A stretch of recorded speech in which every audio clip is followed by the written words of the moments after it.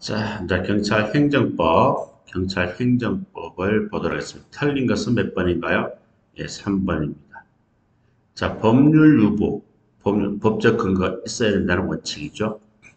법률 유보 논의 대상은 어떻습니까?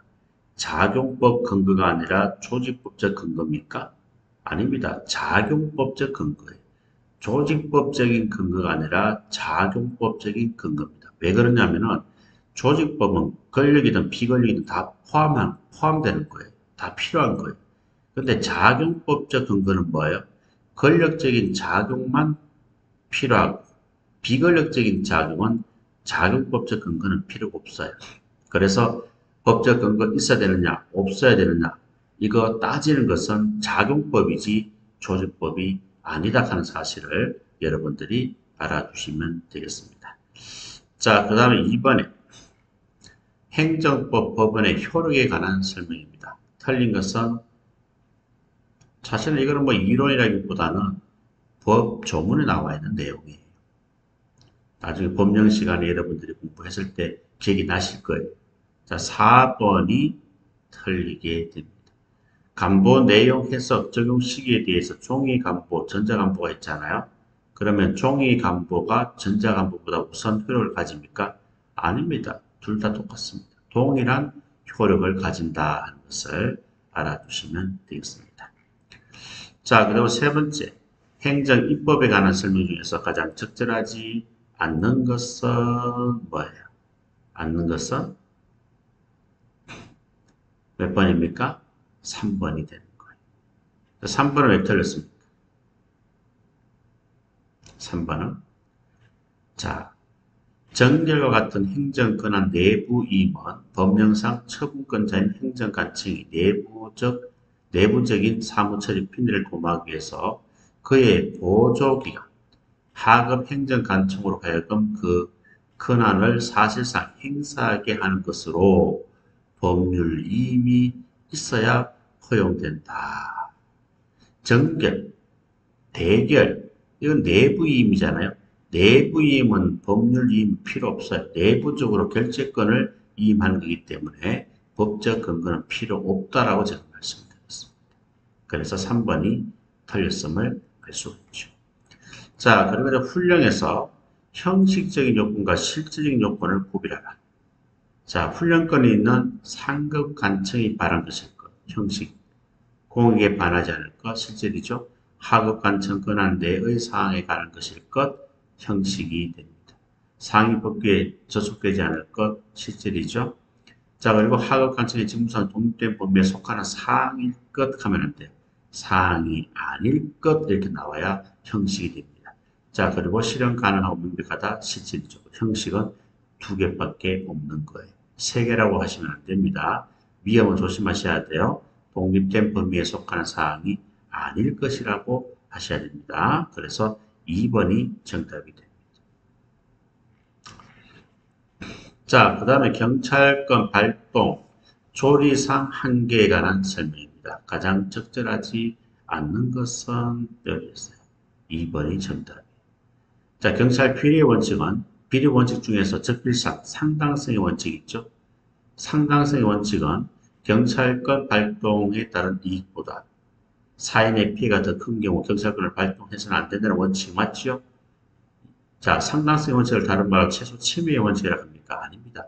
최소 침해의 원칙은 필요성의 원칙과 관련되어 있고 상당성의 원칙은 협의의 비리의 원칙과 관련되어 있는 거죠. 그래서 2번이 틀렸다 하는 것을 우리는 알 수가 있습니다. 자, 그 다음 6번에 행정의 법원칙에 관한 설명 중에서 가장 적절하지 않는 것은 몇 번이냐? 바로 4번이 되겠습니다. 자, 고속도로 관리청이 고속도로 부지와 접도구역의 송유관 매수를 허가하면서 상대방과 체결한 협약에 따라 송유관 시설을 이전하게 될 경우 서로 협약에 따라 지금 체결한 협약에 따라 이제 이전하게 된 거예요. 자, 상대방에게 그 비용을 부담하도록 하는 구간, 이전하게 될 경우 상대방에게 그 비용을 부담하도록 하는 구간은 행정자금과 실질적 관련성이 없는 의무를 부과하는 것으로 부당결부 금지 원칙에 위배가 된다. 위배되지 않습니다. 아시겠죠? 위배되지 않는다 하는 것을 여러분들이 알아두시면 좋겠어요. 이거는 판례입니다. 판례. 왜냐하면 협약에 따라서 이전을 했잖아요. 협약에서 이제 뭐 비용은 누가 부담하고 다 되어 있을 거 아닙니까? 따라서 이전을 하였기 때문에 상대방에게 그 비용을 무조건 부담하도록 하는 그 부과는, 그러니까 이전하면서 상대방에게 비용을 부담하도록 하는 그 부과는 관계가 없으니까 별개니까 부당결부 금지 원칙에 위반이 안 된다 하는 거 알아두시면 되겠습니다. 이거는 뭐 우리가 판례를 또 그 전체적인 내용을 보지 못하고 이 핵심만 딱 보고 이제 공부를 할 수밖에 없기 때문에 조금 이제 이해하기가 조금 어려울 수 있다 하는 거. 부당결부 금지 원칙에 대해서 좀 잘 여러분 정리를 하셔야 됩니다. 기본 이론 강의 시간에 예를 들어서 면허증 예를 들어서 충분히 설명을 했으니까요. 그 개념을 먼저 알아두시고 그 다음에 요 4번 지문을 익혀두시는 것도 좋을 것 같습니다. 오늘 우리 특채 행정법 과목에서 나왔던 기출문제입니다. 자, 7번에 경찰 책임의 원칙, 가장 옳지 않은 것은 몇 번이다? 4번이 되겠죠. 자, 경찰 책임의 원칙은 경찰 책임자에게 경찰권을 발동하는 것이 원칙이 된 거예요. 그럼 비책임자에 대해서도 발동할 수 있다 없다? 있죠. 자, 경찰 책임자가 아닌 자에 대해서, 경찰 비책임자에 대해서 경찰권을 발동할 수 있는데 어떤 경우에 가능하다? 긴급하고 법적 근거가 있어야 됩니다. 법령상 근거 없이 경찰권을 발동할 수 있다고 하면 틀리는 거예요. 아시겠죠? 4번이 틀렸다라고 보시면 되는 겁니다. 자, 그 다음에 기소행위와 재량행위에 관한 내용입니다. 틀린 것은 몇 번이에요? 예, 4번이 되겠죠. 자, 경찰에게 재량권을 행사가 인정되고 있다고 하여 어떠한 조치를 하여도 된다는 완전한 자유재량을 인정되지 않습니다. 맞아요. 인정되지 않기 때문에 법규가 허용된 범위 안에서 재량권 행사는 재량권을 부여한 목적에 적합하여야 하지만 사법심사 대상은 되지 않는다? 아닙니다. 재량은 원칙은 사법심사 대상이 되지 않아요. 근데 재량은 한계가 있잖아요. 그 한계를 이탈하게 되면 어떻게 된다? 사법심사 대상이 될 수도 있다는 거예요. 그래서 완전한 자유재량을 의미하는 것이 아니기 때문에 재량은 한계가 있으므로 그 한계를 넘어섰을 때는 사법심사 대상이 될 수 있다. 그렇게 정리하시면 되겠습니다. 자, 그 다음에 9번. 하명에 관한 설명입니다. 적절하지 않는 것은 몇 번이에요? 3번이 되겠습니다. 자, 경찰 하명의 상대방인 수명자는 수인 의무를 지므로 경찰 하명이 위법하더라도 경찰 하명 자체가 위법하면 당연히 뭡니까? 손해배상 청구를 할 수 있다라고 해야 맞는 거죠. 그렇죠? 그래서 3번이 틀렸습니다. 자, 그 다음에 10번에 경찰 하명에 대한 설명 중에서 가장 옳지 않는 것은 했어요. 옳지 않는 것은 1번이 됩니다. 자, 허가락 하는 것은 뭐예요? 절대적 금지를 해제시켜주는 것이 아니에요. 상대적 금지만 해제시켜주는 것을 허가라고 합니다. 그래서 옳지 않는 것은 바로 1번이 정답이 되겠습니다. 자, 11번 문제 보면 경찰 허가에 관한 설명 중에 타당하지 않는 것은 몇 번이에요? 4번. 자, 경찰 허가는 반드시 상대방 신청을 해야만이 됩니까? 반드시 상대방 출연에 의해서 서면으로 행해지고 불효식 행위를 필요로 한다. 이거는 맞아요. 형식을 요하지 않는 거예요.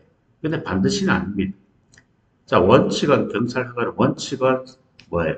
내가 허가 신청을 해야 허가를 내주는 거예요. 그런데 허가를 신청하지 않아도 허가를 내주는 경우가 있다 없다?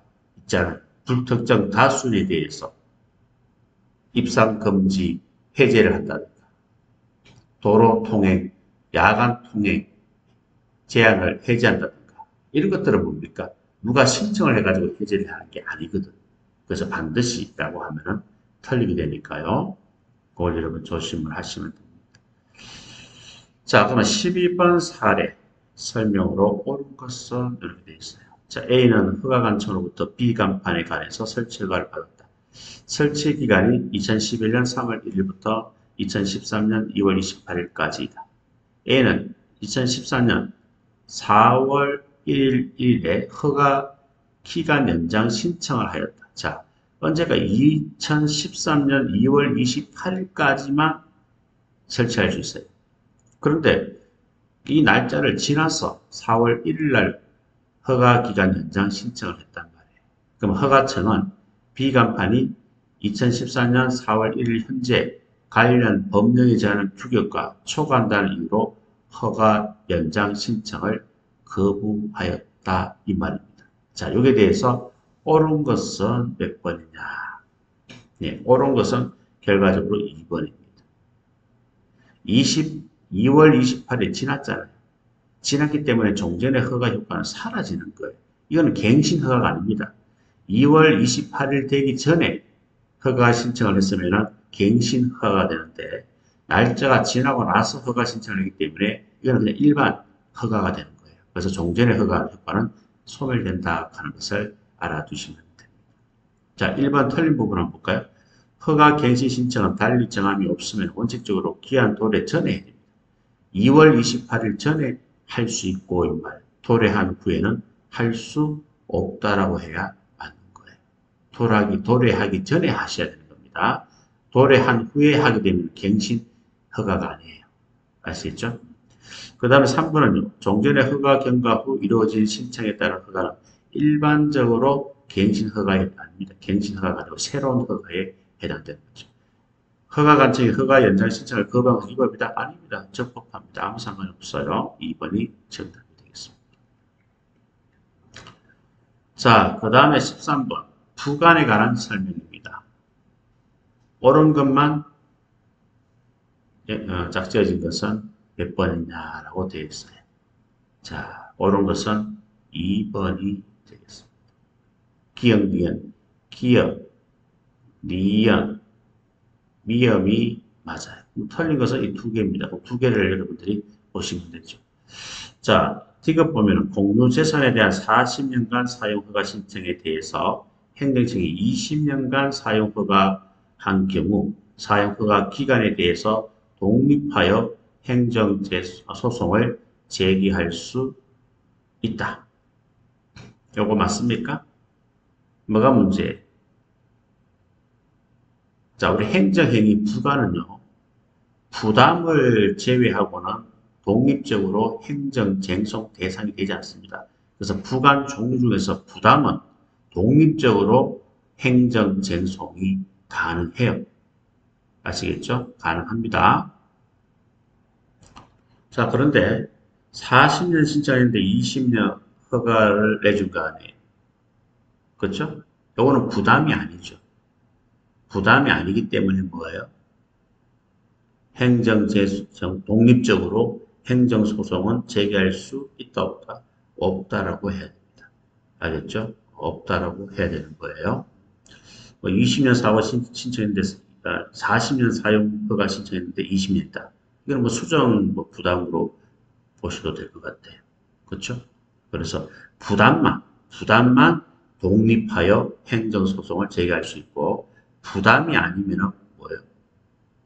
독립적으로 소송을 제기할 수 없습니다. 그래서 이것은 틀렸고요. 자, 그리고 니얼은 또 왜 틀렸어요? 종전 허가 유효기간이 지나서 신청한 기간 연장 신청은 별도로 새로운 허가 내용으로 하는 행정처분을 구하는 것이라기보다는 종전의 허가 처분을 전제로 하여 단순히 유효기간을 연장하여 주는 행정처분을 구하는 것으로 보아야 한다. 맞습니까? 아닙니다.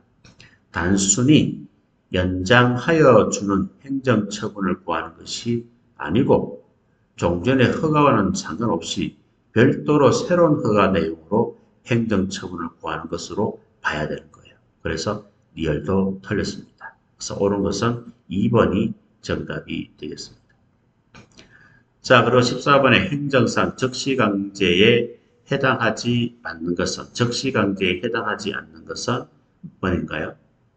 예, 바로 1번이 되겠죠. 행정대집행에 의한 무허가 건물 강제 철거는 뭐예요? 강제 집행에 속하잖아요. 적시 강제가 아니잖아요. 알겠죠? 강제 집행에 속합니다. 아시겠죠? 자, 그래서 1번이 틀리게 되는 거예요. 자, 15번 문제입니다. 15번 문제. 자, 틀린 것은 몇 개예요? 자, 기억 틀렸죠? 뭐가 틀렸습니까? 자, 목전에 극박한 장애를 제거하기 위해서 미리 의무를 명할 시간적 여유가 없거나 성질상 의무를 명함에 의해서 목적 달성이 곤란할 때는 어떻게 한다? 즉시 국민의 신체, 재산에 실력을 가해서 목적을 달성하는 작용. 강제 집행이 아니고 즉시 강제가 됩니다. 자, 니은은요. 범죄 예방 제지 조치, 무기 장구 사용, 무기 흉기, 위험물, 임시정치 분사기 등 사용은 대인적 적시 강제에 해당됩니까? 아니죠. 무기 흉기, 위험물, 임시정치, 임시정치는 뭐예요? 대물적 적시 강제에 해당되는 거예요. 그래서 틀린 거예요. 자, 위험은 또 어떻게 틀렸습니까? 적시 강제 절차 한계에 있어서 영장주의 적용 여부에 대해서는 영장 필요설입니까? 절충설입니까? 네, 절충설이 통설과 판례가 되는 거예요. 아시겠죠? 그 세 개가 틀렸음을 알 수가 있습니다. 자, 그 다음 경찰 행정학입니다. 자, 배부의 이상적 관료제에 대한 내용으로 틀린 것은 이렇게 있어요. 네, 4번이죠. 관료제의 구성은 계약관계 아니라 신분의 계급에 의한 관계가 아니고 신분의 계급에 의한 관계가 아니고 계약관계다 하는 것을 알아두셔야 됩니다. 그래서 4번이 틀렸음을 알 수가 있어요. 자, 그리고 2번에 조직 편성의 원리 가장 적절하지 않는 것은 몇 번입니까? 1번이 되겠죠. 자, 개청제 원리는 무리한 작용은 행정 능률과 행적 조정을 저해한다 하는 것은 개청제 원리가 아니죠. 무리한 적용을 하게 되면은 어떤 원리를 무리하게 적용하게 되면은 행정 능률과 행적 조정을 저해할 수 있다. 그러니까 명령 통일 원리가 됩니다. 명령 통일 원리는 위에서 아래로 직접 명령하다 보면은 행적 조정을 저해한다는 거예요. 또 자꾸 이렇게 능동적으로 일을 해야 되는데 수동적으로 일을 하다 보면은 행정 능률이 떨어진다는 거예요. 그래서 개청제 원리가 아니고 오늘 명령 통일 원리에 관련된 단점이 되는 거예요. 아시겠죠? 자, 3번 문제입니다. 자, A 경찰서장은 동기부여 이론, 사기론을 활용하여 소속 경찰관들의 사기를 높이기 위한 방안을 모색하였다. 이런 적용으로 가장 적절하지 않는 것은 이렇게 되어 있어요. 몇 번입니까? 3번이 되겠습니다. 맥그리거의 X이론으로 되어 있어요. 자, X이론은 뭐예요? 인간은 근본적으로 업무에 대한 의욕을 가지고 있기 때문에 이러한 의욕을 강화시키자. 의욕을 가지고 있다 하는 것은 Y이론에 관한 내용이에요. Y이론. 그리고 X이론은 긍정적인 보상과 포상을 강화하였다. 요거는 Y이론에 해당된다고, X이론에 해당된다고 보시면 되는 거예요. 그래서 의욕을 가지고 있다 한 자체는 Y이론에 해당된다. 그래 보시면 되고, X이론은 인간의 관리 대상으로 보기 때문에 때로는 긍정적인 보상과 포상, 당근과 채찍으로 관리를 하게 되는 거예요. 아시겠죠? 그래서 혼재되어 있기 때문에 3번이 틀렸다. 그래 보시면 되겠습니다. 자, 그리고 개방형 직위에 대한 설명이다. 가장 적절하지 않는 것은 몇 번이에요? 3번이 되겠죠. 자, 폭넓은 지식을 갖춘 일반 행정가 육성에 효과적인 것이 아니고 전문 행정가 육성에 더 효과적이다 하는 것을 알아두시면 됩니다. 우리가 개방형 직위 제도가 있는 이유가 뭐예요? 외부로부터 전문가를 영입함으로써 뭐예요? 기존의 조직 내의 전문성이 떨어진 부분들을 단점을 이 전문가를 영입함으로써 해결이 가능하다는 거예요. 그래서 개방형 직위 제도가 필요한 거예요. 아셨죠? 그래서 3번이 틀렸음을 알 수가 있습니다. 자, 그 다음에 상사여양 평가 방식인 전통적 평가 방식이 있고 다면 평가 방식이 있어요. 자, 잘못된 것은 몇 번이냐라고 했는데 4번이 됩니다. 전통은 상급자가 하급자를 뭐한다? 평가를 하기 때문에 정교하고 구체적인 평가라고 볼 수가 없어요. 마르고 쉬운 평가 방식이죠. 상사가 혼자서 자기 어떤 부하들에 대한 평가를 하기 때문에 굉장히 빠르고 쉬운 평가 방식이지만 다음에는 어떻습니까? 상사가 하급자가 동료와 민원인 다양한 어떤 사람들이 평가를 하기 때문에 그만큼 정교하고 구체적으로 평가를 하는 거죠. 서로 반대로 되어 있다. 이렇게 보시면 되겠습니다. 자, 그 다음에 6번. 경찰과 대중매체 서로 연합하여 그 사회 일탈에 대한 개념을 규정하며 도덕성과 정의를 규정짓는 사회적 엘리트. 엘리트 하면 에릭슨, 둘 다 에가 있잖아. 에릭스. 로버트 마크와 결혼하다. 에릭슨은 엘리트다. 그렇죠? 크레돈과 동생하다. 그렇게 기억하라 그랬잖아요. 그래서 엘리트가 나오면은 에릭슨입니다. 자, 7번 문제를 보겠습니다. 자, 7번 문제는 경찰 홍보에 관한 내용이죠. 가장 적절하지 않는 것은 몇 번입니까? 3번이 되겠습니다. 자, 적극적인 홍보 전략이라고 그랬잖아요. 뭐 대중매체를 이용하고 언론 접촉을 하고 다 좋습니다. 근데 중요한 것은 마지막에 비밀주의와 공개 채소. 비밀주의는 숨기는 거잖아요. 소극적인 거예요. 반대로 해야죠. 공개주의와 비밀 채소. 이렇게 나와야 적극적인 홍보 전략에 해당된다. 그렇게 보시면 되겠습니다. 자, 그 다음에 경찰 통제. 자, 1번에 민주적 통제와 사법적 통제. 가장 적절한 것은 몇 번이냐? 자, 2번이 정답인데요. 그럼 1번은 왜 틀렸습니까?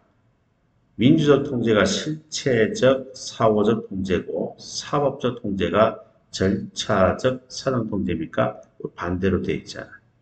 민주가 절차, 사전 통제고 사법이 실체, 사후 통제에 해당됩니다.